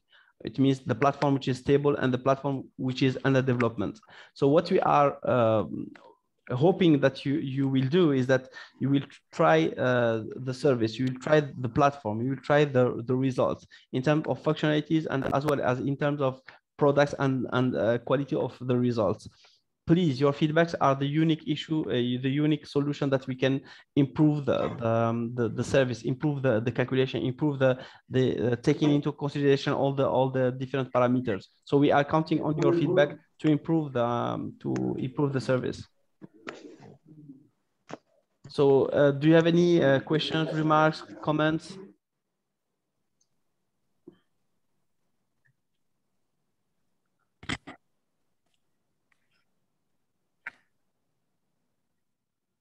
There is one question from our colleague from ADRA, which is about, we are talking about forest, but we are not talking about other ecosystems like desert, like oasis, etc. Yes, in the same time, as I said, by default, we are talking about forest risk assessment, forest. But the thing is that when we are undertaking this kind of models, we are covering the whole region of North Africa. It doesn't mean that we are focusing only on forests, which are a very tiny part in North Africa, but we are running the models on the whole North Africa region. So it's something which can be undertaken. What I can suggest is that please try to see the model in your area, in ADRA or in any other region, assess the product result and give us our feedbacks that we can, because we are also collecting some feedbacks, not only for the first phase, but also if we want to develop something which is operational for the second phase, we'll have enough comments from your side to add oasis, to add wetlands, to add other type of ecosystems. So don't think about only the end of the project or the end of October, but we are the OSS mandate goes beyond. And we hope also, we expect that we will have a second phase where we can have enough time to develop more accurate products and services. So, if Madame Fortas, I think that je pense que vous voulez intervenir. Allez-y. Oui, c'est juste pour justement soutenir la réaction de notre collègue d'Adrar. Effectivement, quand on parle de forêt, c'est beaucoup plus la partie nord, mais non, maintenant, même l'inventaire forestier qui est prévu cette année. Donc l'Algérie va refaire son inventaire forestier. La couverture végétale existante au niveau du sud sera prise en charge. Donc le bureau d'études qui va faire cet inventaire, il va actualiser ce que nous avons au niveau du nord, mais en prenant en considération toute la couverture végétale qui existe au niveau du sud, notamment donc, tout ce qui est palmeraie, tout ce qui est espèces endémiques comme l'arganier, l'acacia, le cyprès, notamment aussi le pistachier existant au niveau de ces zones. C'est un peu spécifique la partie nord, mais même le sud, il sera pris en considération. Et je suis d'accord avec lui. Donc, on fera l'essai avec Halim par rapport à la partie sud et on verra l'exercice, comment il va se faire. Merci beaucoup, madame. Je pense que vous serez rassurés que ce travail ne va pas juste rester uniquement sur la partie nord, mais aussi sur toute la partie sud en Algérie. Et je pense que ça doit être pareil, même en Tunisie, au Maroc, en Mauritanie, etc. Parce que même la définition qu'on a, par exemple en Algérie, la définition de la forêt, elle est complètement différente de celle de la Libye, qui est complètement différente de celle de la Mauritanie. Mais par contre, si on sort du contexte forestier, on parle de végétation de façon générale ou bien de risque de perte de l'écosystème ou bien tout ce qui est estimation de carbone, de perte de carbone, etc. Là, on n'est plus dans un écosystème bien particulier, mais dans une frange on va dire, généralisée. Donc ça, c'est des choses qu'on prend en note. Merci beaucoup pour toutes vos interactions. Madame Sultani, pour les incendies, je pourrais vous montrer, Madame Sultani, juste vous mettez votre mail. Je pourrais vous envoyer, je pourrais vous envoyer une petite présentation que mon collègue Amjad a fait dans le cadre d'une école d'été qui a eu lieu en Tunisie la semaine passée ou la semaine d'avant avec le Centre national de cartographie et télédétection, où il a fait une petite estimation des feux de forêt ou bien le suivi des feux de forêt à travers Missbar et Missland, les deux plateformes, parce que les deux sont complémentaires, et qui a fini par une estimation spatialisée et des superficies touchées par les feux de forêt et les pertes plus ou moins estimées. Et je pense que même les personnes qui étaient présentes du commissariat régional de développement agricole de Jendouba ont apprécié les résultats. Donc ça, je pourrais le partager avec vous juste par la suite. Donc, Madame Sultani, s'il vous plaît, juste mettez votre nom, mail et je pourrai vous envoyer la présentation. C'est Amara, il y a un projet d'inventaire du forêt tunisien financé par la FAO, si possible, qu'on exploite les données. Oui, effectivement. Il y a des forêts, il y a l'inventaire forestier, ça concerne les forêts, l'olivier et les parcours. Mais pour le moment, il n'y a pas encore des résultats. Donc, oui, je suis entièrement d'accord. Si les données sont ouvertes, on pourra toujours les exploiter, on pourra toujours enrichir nos plateformes. Mais pour le moment, à ma connaissance, ils sont en train de le faire. C'est-à-dire, il n'y a pas encore de résultats en sortie. Et de toutes les manières, dans GMS Africa, nous avons le CNCT, le Centre national de cartographie et de télédétection de Tunisie, qui est un joueur principal en Tunisie, qui est aussi impliqué dans ce projet-là. Donc, s'il y a des données qu'on pourra récupérer, on pourra toujours les mettre de manière officielle.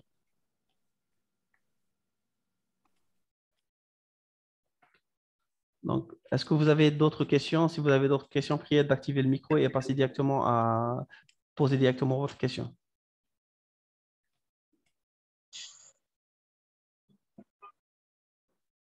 Donc, s'il n'y a pas de questions, je remercie tout le monde. Merci beaucoup à tous nos participants, tous nos chers collègues. Finalement, on finit par constituer une petite famille nord-africaine, mais pas uniquement nord-africaine. On a Dr Touré du Canada et d'autres personnes, d'autres participants de l'Afrique de l'Ouest, de l'Afrique de l'Est, etc. Nous sommes très ravis. Nos collègues du Luc-Haïti également. Donc, pour ceux qui sont intéressés par recevoir l'attestation de participation et les enregistrements vidéo, prière de mettre votre nom, prénom et mail institution pour qu'on puisse vous contacter. J'ai mis mon mail sur le chat, donc vous pouvez toujours me contacter si vous avez des questions, des renseignements, etc. Si vous avez des propositions d'amélioration, que ce soit pour le modèle, que ce soit des feedbacks par rapport aux produits, etc. Merci beaucoup. Je vous remercie. Je remercie aussi l'équipe de l'OSS qui est un petit peu en arrière-plan, Amjad, Khaled et Evans et toute l'équipe. Pratiquement, c'est eux qui vous envoient des emails, s'assurent que l'enregistrement ait eu lieu, assurent aussi que les attestations vous seront remises. Merci beaucoup. On se dit à très bientôt. Dr Touré, à vous la parole pour clôturer la session. OK. Merci beaucoup, Moustapha, pour toutes ces introductions. Merci aussi à tous les participants ici. On a eu plus de 120 personnes qui ont participé à cette session. Donc, Missland commence à faire des émules. Comme Moustapha l'a dit, c'est au-delà de l'Afrique de l'Ouest. C'est carrément toute l'Afrique. Et une anecdote, la semaine passée, on était à Zanzibar et on discutait comme ça. J'ai rencontré des collègues là-bas qui ont fait référence effectivement à Misland. Apparemment, c'est l'une des plateformes vedettes du programme de GMS en Africa. C'est dit que ce que vous faites, le travail que vous faites sur le terrain est visible au niveau international, c'est visible au niveau de la haute direction de l'Union africaine. Donc, Moustapha a eu des éloges dans sa présentation. Il est très modeste, il ne fait pas la publicité dessus, mais bravo Moustapha pour le travail que vous faites. Bravo à l'OSS. Et aussi, vous dites que Locate Haïti est ici pour aider, est ici pour participer. Actuellement, nous faisons partie de la famille et nous sommes très fiers de participer à cette expérience. Et effectivement, si éventuellement il va y avoir un GMS en Africa niveau 2, on sera aussi là pour continuer le travail. Je vois Madame Farida, merci pour vos interventions très pertinentes. Ça nous permet également aussi de mettre un peu de contexte. Moi, je suis, comme Moustapha l'a dit, je suis au Canada. Je n'ai pas la réalité du terrain en Algérie, en Tunisie, en Libye ou ailleurs au Maroc, mais définitivement avoir des commentaires pertinents avec vos collègues, les forestiers, sur le terrain, sur une plateforme qu'on développe. Ça aide définitivement à mieux prendre en compte vos aspirations, à mieux prendre en compte vos besoins et de développer un outil basé sur les nouvelles technologies qui peut répondre aux besoins sur le terrain. Alors, pour conclure, je dirais que nous sommes avec vous, nous sommes à vos côtés, on va vous aider le mieux que nous pouvons et pour pouvoir faire du bon travail. La seule chose qu'on attend, c'est l'invitation de Moustapha pour venir faire une présentation live à Tunis.